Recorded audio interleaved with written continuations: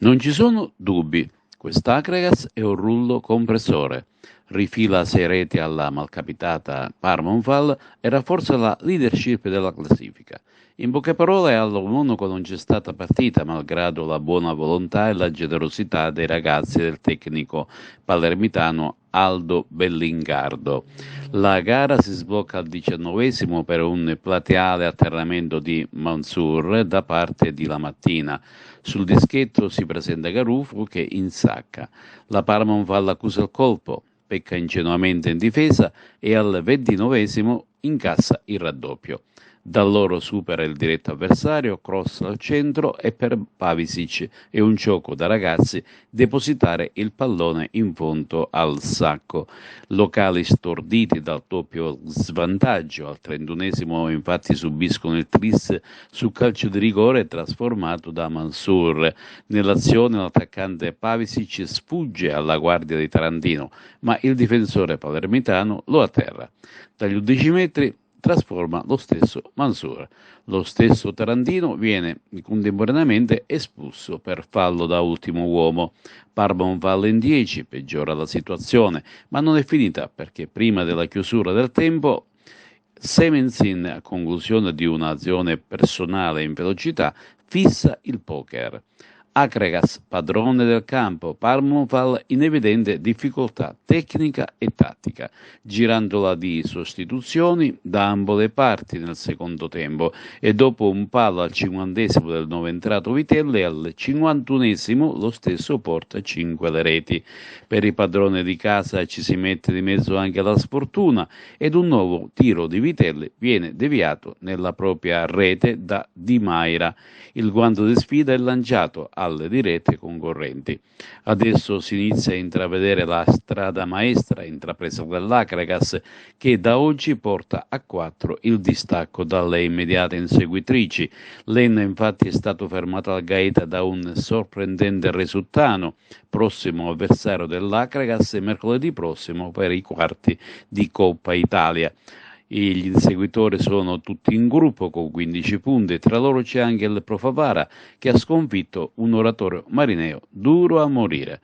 Ha perso lo Sciacca sul campo di Misilmere mentre le due compagini mazzaresi hanno vinto entrambe. La Mazzarese con Casteldaccia e il Mazzara a Gela. Benny Baio, l'Akragas non sbaglia un colpo e vince anche sul campo della Parmonval per 6-0, un'Akragas concreta, determinata, concentrata, rimane in vetta al campionato. Sì, abbiamo fatto la partita che dovevamo fare, dovevamo solo vincere e andarcene via da questo campo, da questo brutto campo. Abbiamo affrontato la partita per come l'abbiamo preparata durante la settimana, per come il mister ci ha preparati durante gli allenamenti e abbiamo portato i 3 punti a casa aspettando le altre grandi che fanno la partita domani. Adesso testa la Coppa Italia, mercoledì arriva all'Essenetto il San Lorenzo. Che partita ti aspetti? Sicuramente sarà una partita difficile come tutte le altre, anche perché noi ci teniamo molto alla Coppa e quindi dovremmo portare la vittoria a casa, giusto anche perché siamo in casa e dobbiamo uscire dalla partita con un risultato positivo.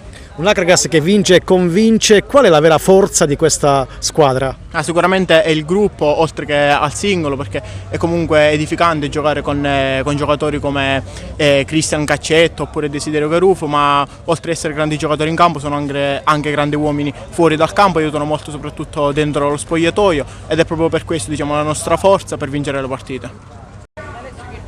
Mister, tutto bene in casa Akragas, un'Akragas concreta, determinata, cinica, vince direttamente sul campo della Parmonval e rimane in vetta al campionato. Abbiamo approcciato bene la gara, anche se abbiamo avuto qualche difficoltà nei primi minuti ad adattarci al terreno di gioco, poi trovato il gol, la mia squadra ha gestito bene l'intero arco della partita, abbiamo adottato delle rotazioni che così ci consentono di far giocare tutti. Dai. Era questa la gara che ti aspettavi contro la Parmonval? Sì, mi aspettavo una gara contro una squadra in difficoltà. Dispiace vedere la Parmonval in queste condizioni, forse da quando vengo qua da avversario è la prima volta che trovo una situazione così gravosa. La squadra l'ha approcciata bene come l'abbiamo preparata bene in settimana e poi il risultato parla chiaro. Non c'è un attimo di pausa, mercoledì si torna in campo per la Coppa Italia, all'Essaneto arriva il Resuttana San Lorenzo e poi domenica prossima il derby con la Protovara, sempre all'Essaneto. Sì, mercoledì abbiamo questo turno d'andata dei quarti di finale contro un avversario che ha cambiato allenatore nell'ultimo periodo, quindi un avversario che ha cambiato il ritmo, ha cominciato a analizzare dei risultati positivi. Per noi la Coppa Italia è come se fosse campionato e quindi ci prepareremo al meglio.